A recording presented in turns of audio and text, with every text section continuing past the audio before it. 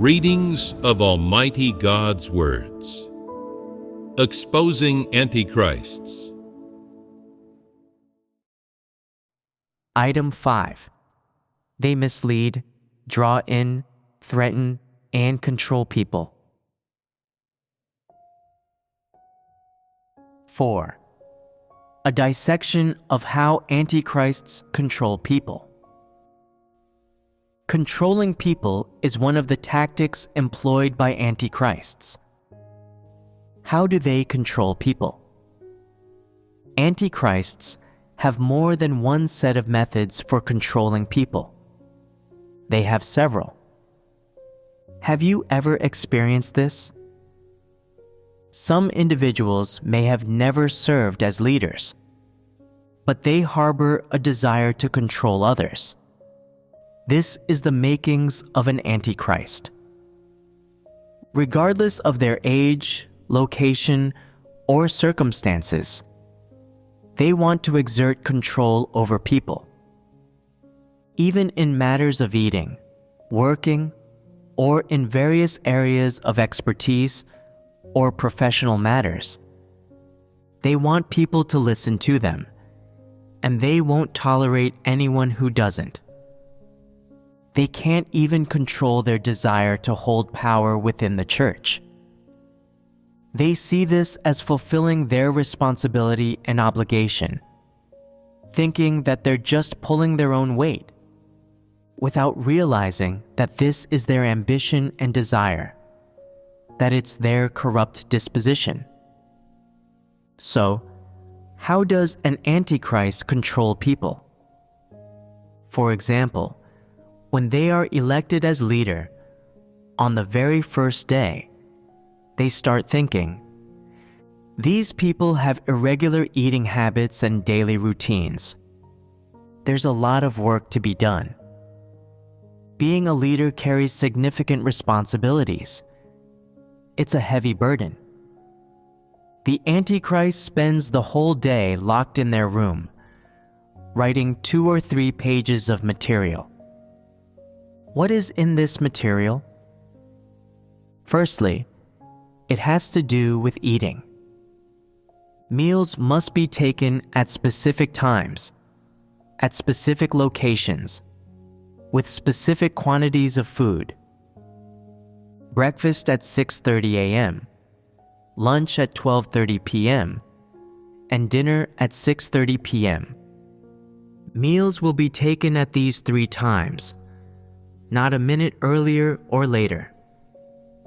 No matter the circumstances, you must be punctual, even if it rains or starts to storm. And if you violate these rules, you won't get a meal. Then there's the matter of daily routines, which is very important.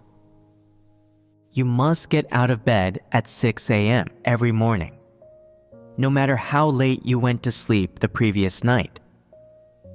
You should take a rest after lunch at 1 p.m. and go to sleep promptly at 10 p.m. each night. When they finish making rules for eating and daily routines, there are still many other specific regulations. For instance, you must eat in designated places and not make any noise while eating. Each person is required to wear specific clothing, and so on. These rules are incredibly detailed, even more so than the administrative decrees in God's house. These daily minutiae have nothing to do with the truth.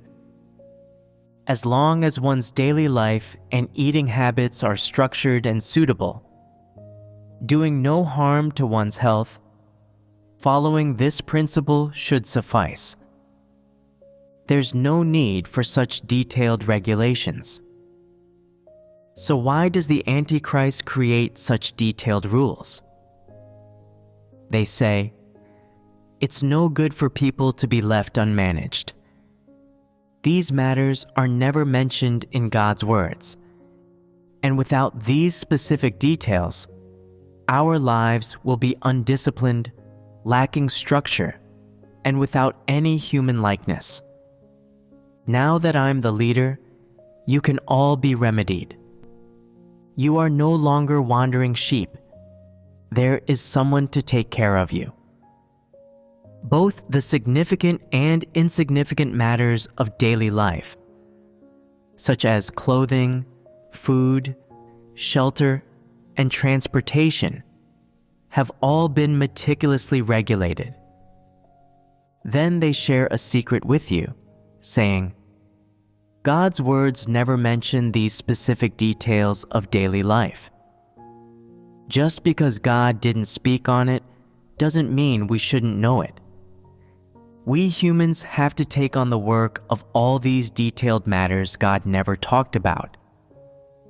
They create a set of rules and regulations outside of God's words, seemingly detailed and clearly defined with explicit terms, to replace the truth and lead others. Once these specific and clearly defined regulations are issued, people are expected to abide by their so-called rules. If anyone fails to comply, disobeys, ignores, or violates these rules, the Antichrist prunes them. After pruning them, they make sure that person accepts these rules and accepts them from God. They use these things to replace the truth and lead people. So what kind of path will those people take? They will only observe regulations and rituals, merely following the form. Under such leadership, people may mistakenly believe through their own notions. If I can maintain external regulations and formalities, if I can stick to the schedule for waking up, sleeping, and eating, doesn't that mean I am practicing the truth? Won't I then be saved? Is salvation really that simple? Is the truth so easily obtained? Does the truth only pertain to human behavior? No, it doesn't. How does the Antichrist treat changes in people's disposition, their understanding of the truth, and practice of the truth? They treat these as if they were equivalent to following public order or adhering to the laws of the country. They even make people mistakenly believe that these rules and regulations are higher and more concrete and practical than God's words. In reality, they use these things to mislead and control people, tightly controlling their behavior. They don't resolve problems with the truth, nor do they encourage people to live, act, and do their duties according to the truth principles. Instead, they artificially formulate a set of rules, regulations, and systems for people to follow. What's their purpose? They want people to accede to them, to think they're clever, and to obey their leadership by practicing and following these rules and regulations. In this way, they achieve their goals. They aim to achieve their goal of controlling everything about everyone by restraining and standardizing people's behavior. And perhaps, with regard to their motives for acting, they might not have an obvious desire for status, but the ultimate consequence is that they control people, and people live and act wholly in accordance with the rules and regulations they have set. In such a situation, does the truth still hold a place in people's hearts? It does not. Antichrists do not have spiritual understanding, and they don't understand the truth. If you live your church life together with them, they'll tell you to do this today and that tomorrow, fundamentally unable to fellowship about the truth principles.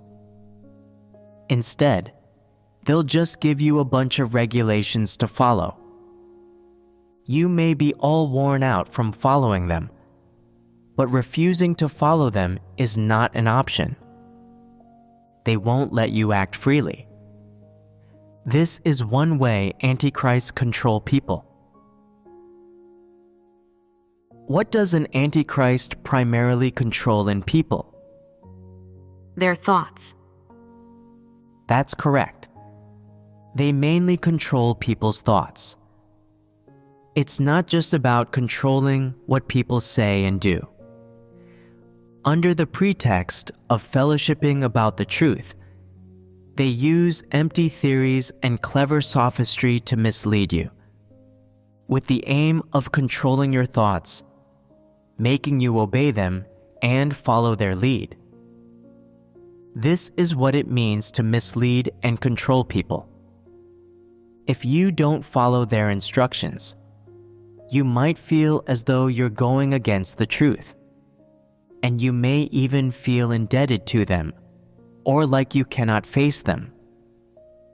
This is a sign that you're already under their control.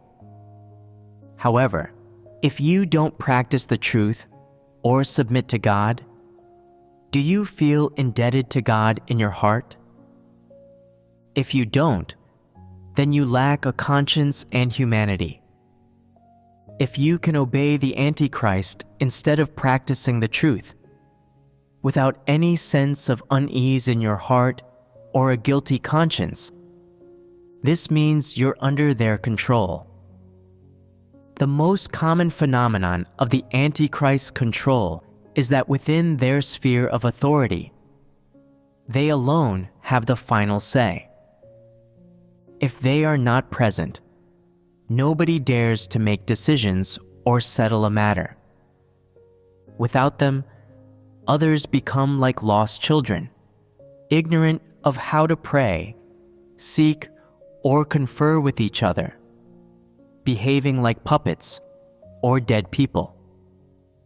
Concerning what antichrists often say to mislead and control people, we won't go into detail here. Surely there are many statements and tactics they employ, and the resulting consequences can be seen played out on those who are misled. Let me provide an example. There are a few individuals with average caliber, not too bad, who do their duty loyally and are rarely negative. However, after working with an antichrist to do their duty for a period of time, they become dependent on the antichrist. They prefer to follow the antichrist's lead in everything, and the antichrist becomes their main support. As soon as they are separated from this antichrist, they become ineffective in everything they do. Without the antichrist present, they stop making progress in the performance of their duty. And even when faced with a problem, they are unable to get results through fellowshipping. They can only wait for the Antichrist to return and resolve it for them. In reality, these individuals originally had the ability to handle such things due to their caliber, intellect, experience, and background before the Antichrist's control. But after being controlled by them, nobody now dares to make decisions or offer clear solutions to handle matters without the Antichrist there. Their thoughts seem to have been imprisoned, resembling the characteristics of people in a semi-vegetative state. What things has the Antichrist who controls these people done to make them exhibit such behaviors? Surely, there must have been some explicit sayings or statements to make them obey in heart and mind. There must also have been certain statements, viewpoints, or actions that these people agreed with. However, Antichrists absolutely lack the truth reality. Their statements and viewpoints, even if correct, are meant to mislead people and do not represent any truth reality in them. Some people admire antichrists because they indeed possess some gifts and talents. However, these qualities do not signify they possess the truth reality. Those who worship antichrists do so because they lack the truth and cannot discern people, which is why they can worship antichrists and even some famous and great spiritual figures. Some people may be misled by the antichrists, but this is only temporary. And once they realize that the antichrists can only talk about spiritual theories and not practice the truth, that they haven't done anything to safeguard the church's work and are truly hypocritical Pharisees, they will reject and hate them. There are so many instances of antichrists using their gifts and eloquence to mislead those who don't understand the truth. For example, if you propose a reasonable suggestion, everyone should surround this correct proposal and keep on fellowshipping about it. And this is the right path and demonstrates loyalty and responsibility to their duty.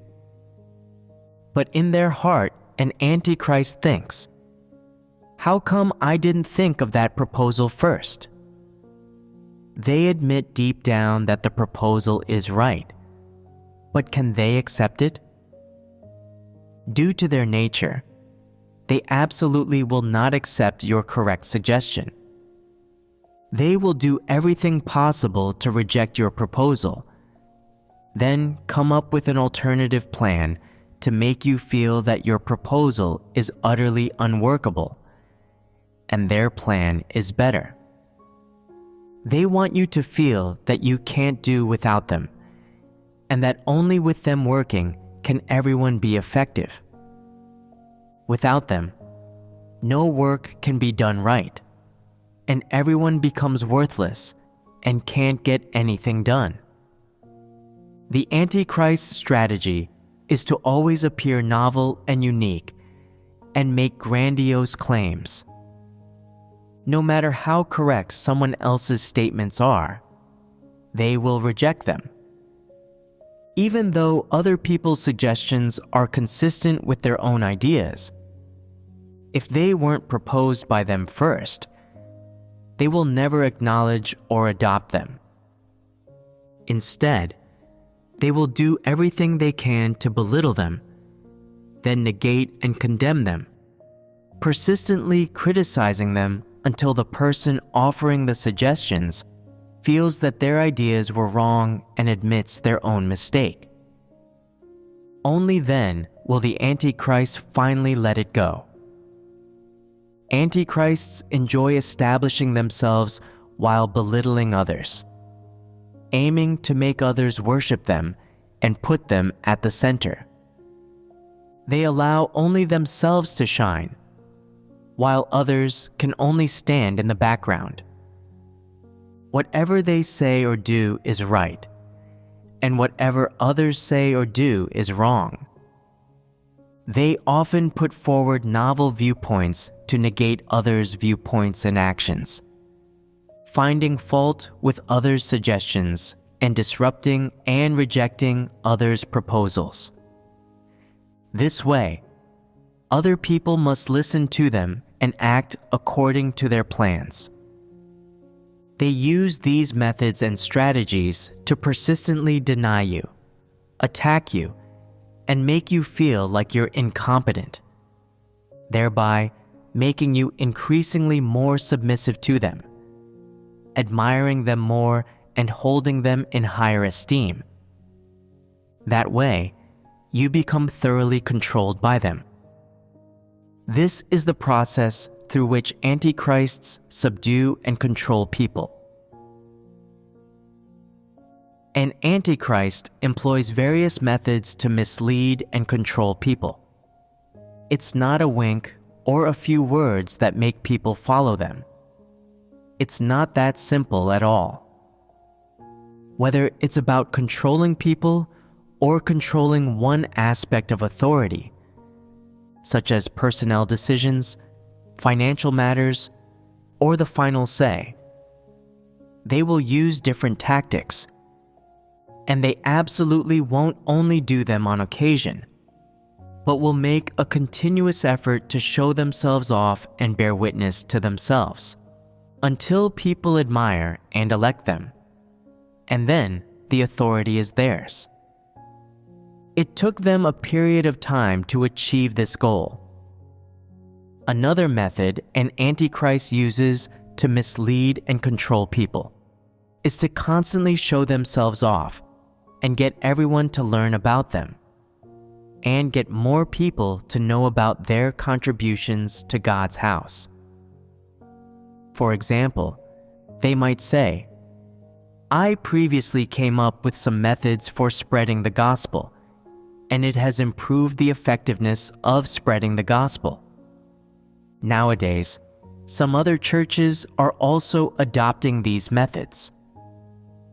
In reality, various churches have accumulated quite a bit of experience spreading the gospel, but the Antichrist continuously brags about their right decisions and accomplishments, informing people about them, emphasizing them, and repeating them wherever they go until everybody knows. What's their goal? To build up their own image and prestige, to garner praise, support, and admiration from more people, and to make people turn to them for everything. Does this not achieve the Antichrist's goal of misleading and controlling people? Most antichrists act in this way, taking on the roles of misleading, ensnaring, and controlling people. Regardless of the church, social group, or work setting, whenever an antichrist appears, most people unconsciously begin to worship and look up to them. Whenever they encounter difficulties where they feel confused and need someone to provide guidance, especially in critical situations when a decision has to be made, they will think of the gifted Antichrist. They believe in their hearts, if only they were here, it would be okay.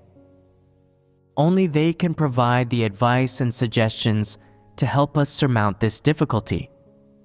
They have the most ideas and solutions. Their experiences are the richest, and their mind is the most agile. Isn't the fact that these people can worship the Antichrist to such a degree directly related to their usual way of showing off, performing, and parading themselves around?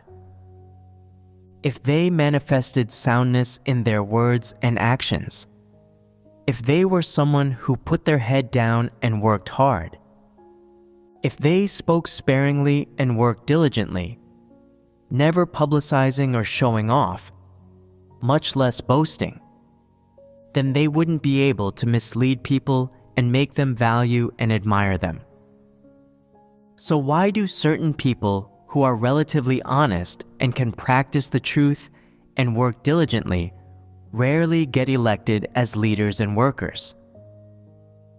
It's because most people lack truth reality and are not skilled at discernment. People tend to favor those who possess gifts, eloquence, and a penchant for showing off.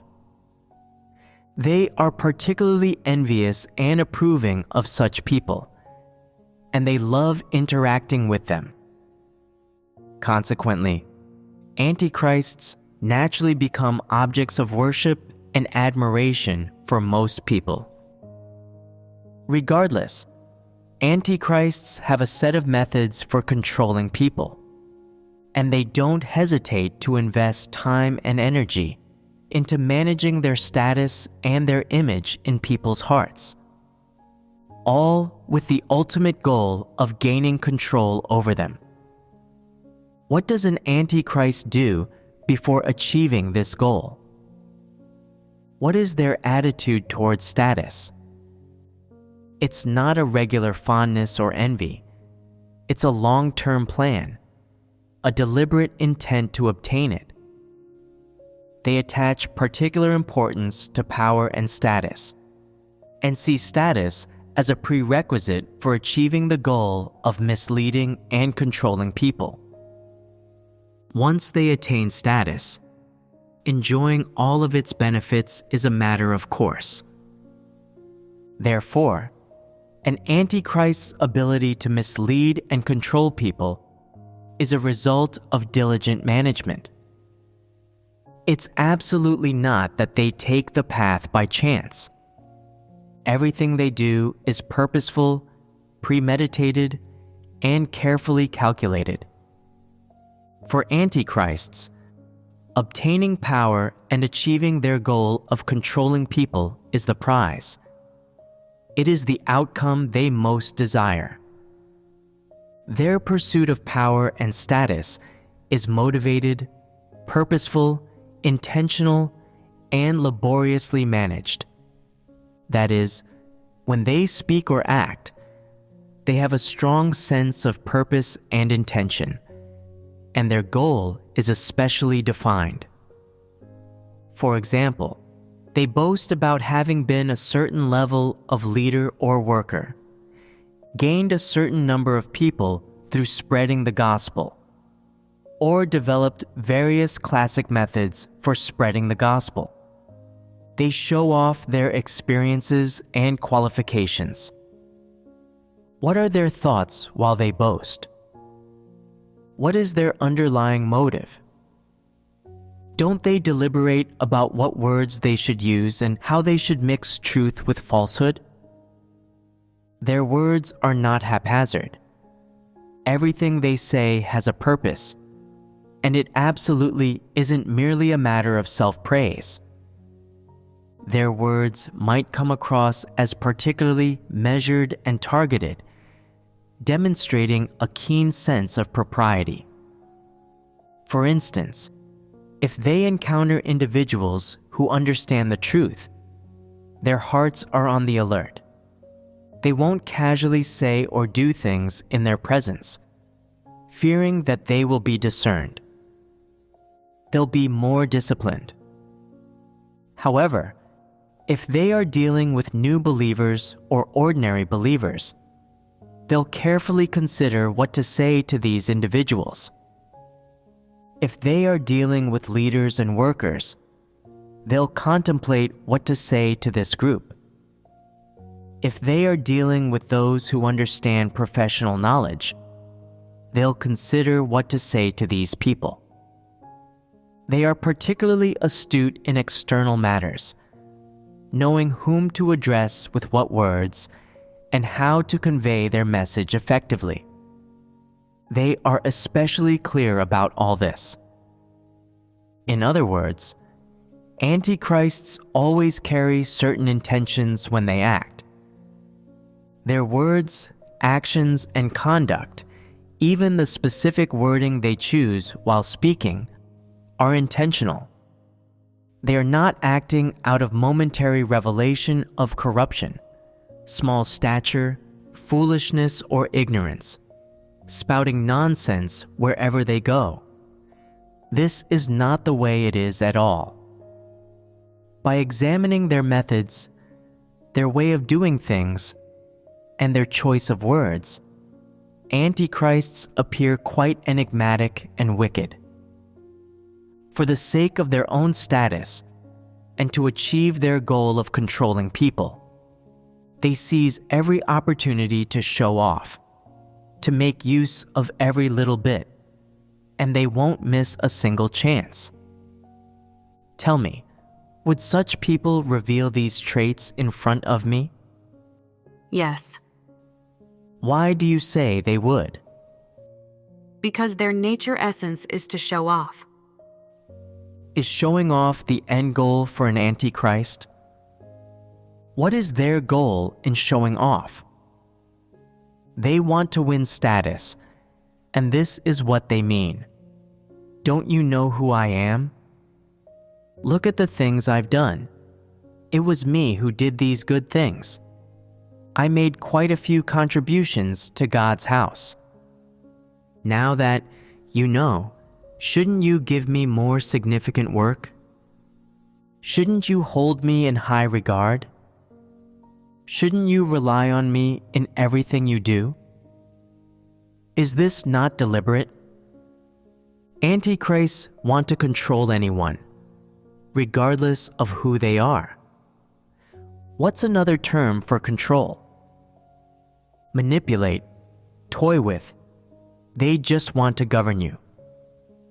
For example, when brothers and sisters praise something as well done, an antichrist immediately says that they did it, making it so that everyone thanks them. Would a truly reasonable person act like this? Absolutely not.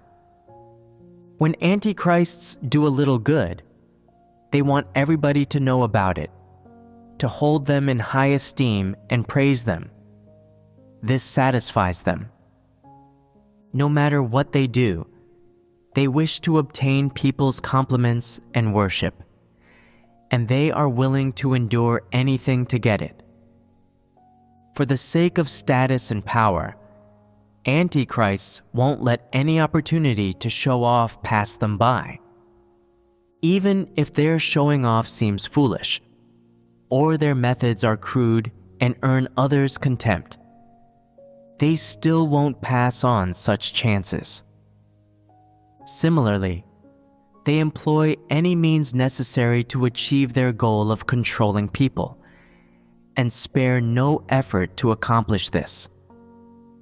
They make a painstaking effort and rack their brains to formulate their schemes. When they do something good, they continuously flaunt and showcase it everywhere. If someone else has done something good, they envy it and try everything they can to attribute it to themselves, or say they had a part in it to claim credit for themselves. In short, antichrists have tactics for controlling people. It's absolutely not a momentary deceitfulness, nor is it a couple of occasional actions. Instead, they do and say many things. Their words are misleading, their actions are misleading, and their ultimate goal in doing and saying these things is to control people. What is an antichrist's purpose in controlling people? It's to gain status and authority in people's hearts. Once they have authority and status, they can enjoy the benefits of status and the various interests that it brings. For instance, in times of hot weather, while others stay in non-air-conditioned rooms, they get to stay in an air-conditioned one. At mealtime, while others have a single helping of veggies and rice, they get to add a little meat and soup. When entering a room with no available seating, others have to sit on the floor, leaving only one chair which is reserved for them. This special treatment is the result of their status, and they enjoy indulging in the benefits that come with it. Of course, these interests and enjoyments are far from enough to satisfy their ambitions. They not only need these material benefits their status affords them, but also the vanity, satisfaction, and sense of security it brings to their inner world. What are the behaviors of those who have been misled, drawn in, and controlled by antichrists? They compare each other's status, power, gifts, and abilities, as well as family and class backgrounds, and they compete over who comes up with more wicked ideas and whose mind is more agile. Antichrists of religion also compete over who prays the longest. If one person prays for 10 minutes, another will pray for 20, and during a gathering, they may not do anything else but pray incessantly, resembling people who recite scriptures in a Buddhist temple, murmuring non-stop. Does God listen to such prayer? Judging by how they pray, the Holy Spirit will not work on them. They see who can pray the longest, who can pray in the loudest voice that can overpower the others. Is this not utter madness? Their actions are unbelievable and unreasonable. These are the manifestations primarily seen in those who have been misled and controlled by antichrists. When antichrists lead people, this is the result it yields. Therefore, if you are misled and controlled by an antichrist, you will look up to them, follow them, and obey them in everything. You won't listen to anyone else, even if it is God who is speaking. These will be the behaviors you exhibit. When antichrists control people, it's as if Satan is ruling over them. If you're under the control of Satan, and if there's a place in your heart for man and a place for Satan, then the Holy Spirit won't work on you. He will forsake you. Don't you like to follow antichrists? Don't you like to look up to them? Don't you like accepting their control and manipulation? Then you will be handed over to them. If you believe that whatever antichrists say is the truth, then you can listen to them and follow them, and you will be handed over to them. However, you must hold yourself accountable for the consequences. If one day you don't attain salvation, don't hold God responsible or complain about Him. This has nothing to do with God. It's your own choice, and you must pay the price for your choice. We've more or less completed our fellowship on the manifestations of antichrists controlling people. People must understand what it means to be controlled. On the outside, it may appear that some people are following God, listening to His sermons, eating and drinking His words, living the church life, and doing their duties, and that they have not left God's house. So why are they controlled by antichrists? It's primarily because they lack the truth. First, these people were misled by antichrists, and then came to particularly admire them, which led to being controlled by them.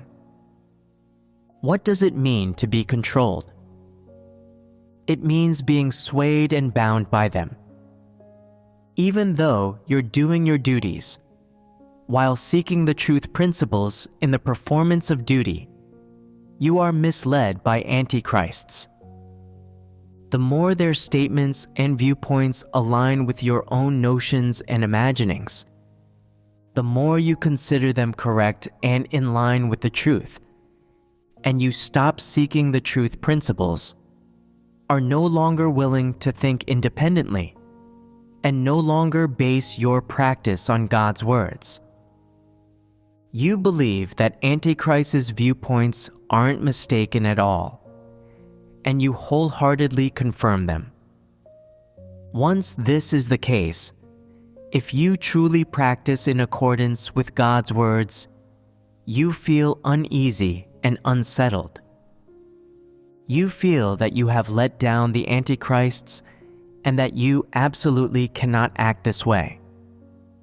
Are you not being completely bound by the antichrist's statements and viewpoints?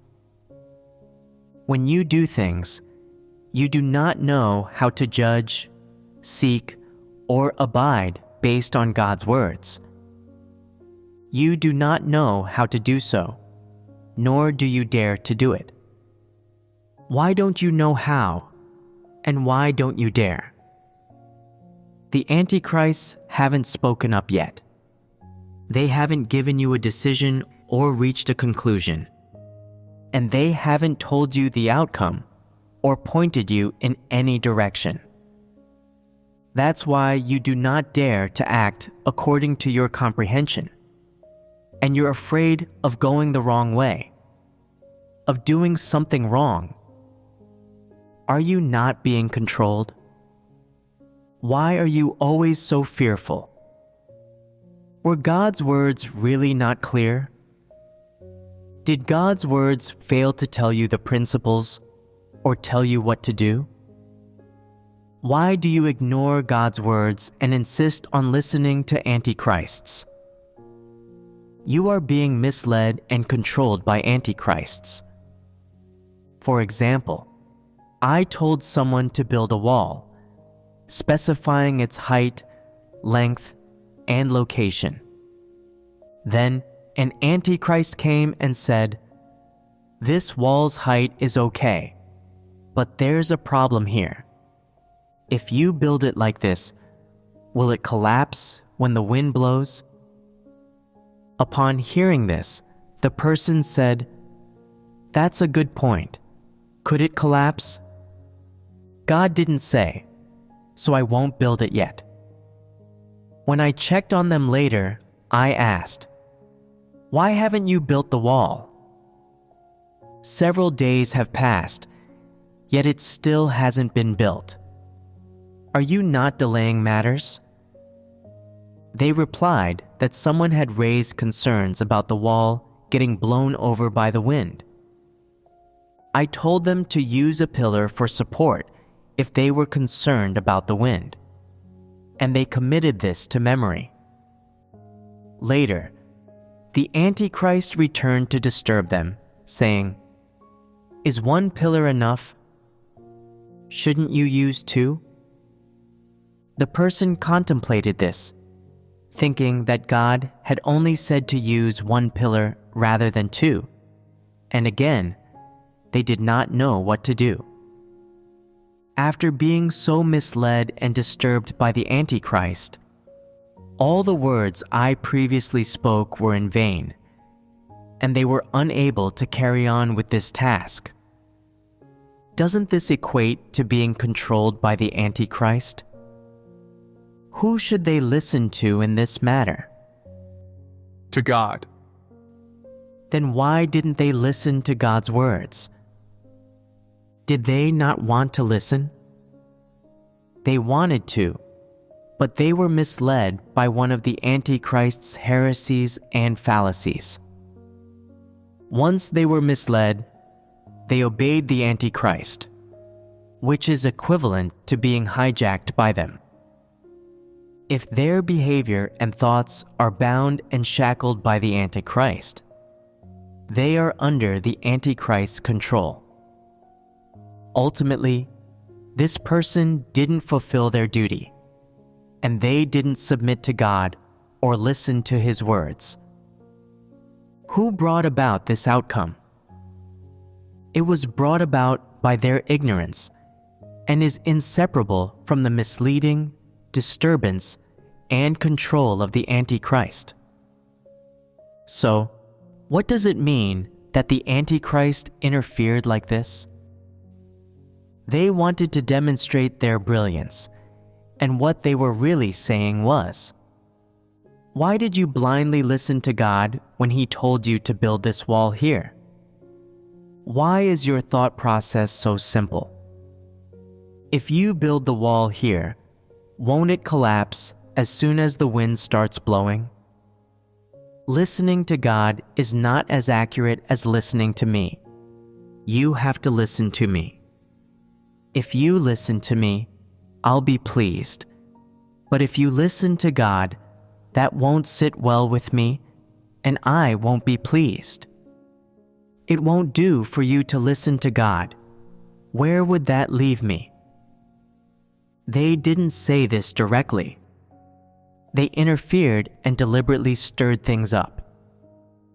After their meddling, the task could not be completed, and they appeared wise, which made them happy.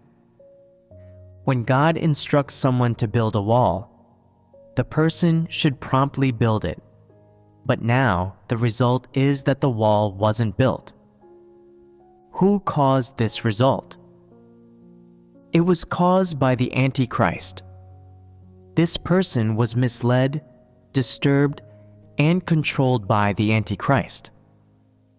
This is similar to how the serpent lured Adam and Eve.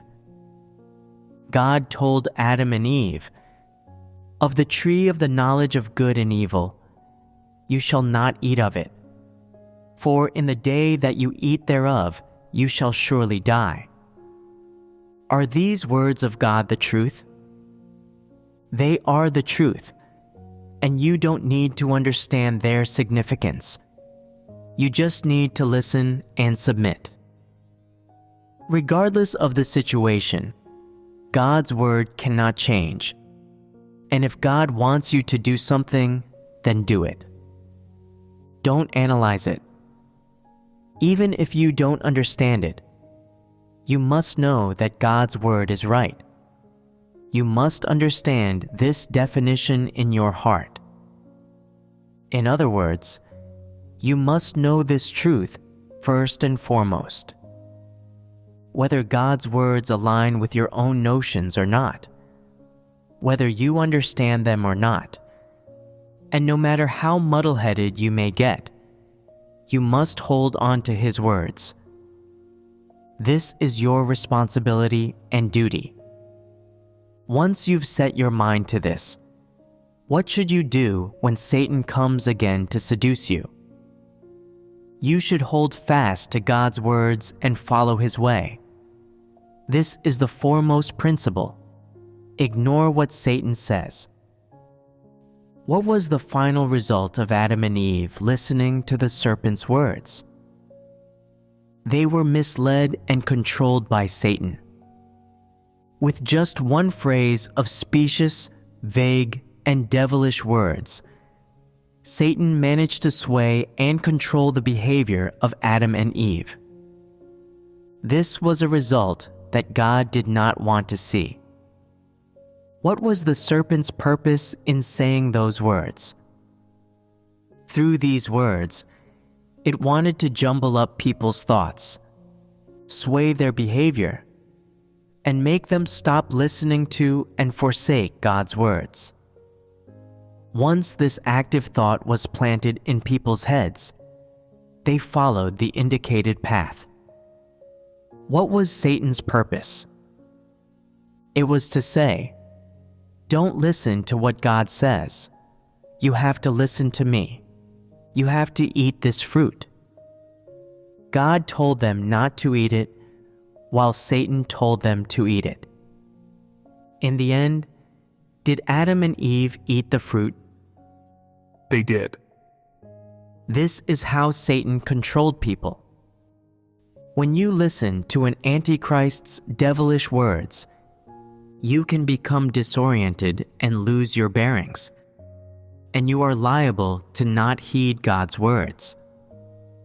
Doesn't this mean that your behavior and thoughts are swayed and controlled by this Antichrist?